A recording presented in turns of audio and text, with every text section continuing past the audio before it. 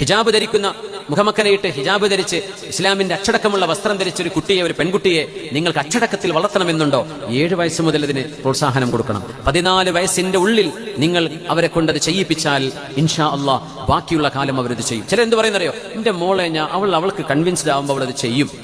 ഒരു കുട്ടിക്ക് ബോധ്യമായിട്ട് ചെയ്യും എന്ന് പറയുന്നത് അത് എത്രത്തോളം യുക്തിഭദ്രമാണ്. നിങ്ങൾ ആലോചിച്ച് നോക്കും. നിങ്ങളുടെ കുഞ്ഞിന്റെ കൂടെ റോഡ് മുറിച്ചടക്കുക, ഈ പൊറ്റമല റോഡ് മുറിച്ചടക്കാൻ, അവിടെ ഓട്ടോറിക്ഷ വരുന്നുണ്ട്, കാറുകൾ പോകുന്നുണ്ട്, നിങ്ങളുടെ കൂടെയുള്ള കുഞ്ഞ് റോഡ് മുറിച്ച് ഓടുകയാണ്, ഒരു കാറ് വരുന്നത് നിങ്ങൾ കാണുന്നുണ്ട്. അപ്പൊ ഉമ്മ പറയാ, അവൻ ഓടുകയാണെങ്കിൽ ഓടിക്കോട്ടെ, ഓനായിട്ട് ബോധ്യപ്പെടുമ്പോൾ നിന്നോളും എന്ന് പറയാറുണ്ടോ നിങ്ങൾ? ആക്സിഡന്റ് ആവൂലേ?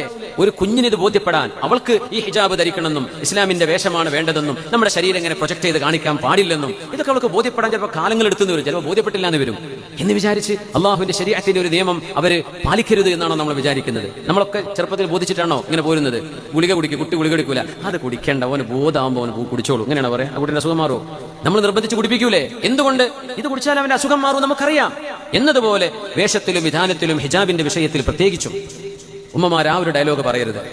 അത് ഒരു ലോജിക്കല്ല പറയുന്നത്. അവർക്ക് കൺവിൻസ്ഡ് ആയിട്ട് അവർ അതിലപ്പുറം പഠിച്ചോട്ടെ, അതിലപ്പുറം ചെയ്യാവുന്ന നന്മകൾ ചെയ്തോട്ടെ. പക്ഷെ മിനിമം റിക്വയർമെന്റുകൾ ദേ ഷുഡ് ഹാവ് മെറ്റ്. അത് ഈ സമയത്തിനുള്ളിൽ ചെയ്യേണ്ടതാണ്. അത് 14 വയസ്സ് കഴിഞ്ഞാൽ പിന്നെ വയല് പറഞ്ഞു കൊടുത്തിട്ട് കാര്യമില്ല എന്നല്ല, വേണ്ട വിധം ഉപകാരപ്പെടും.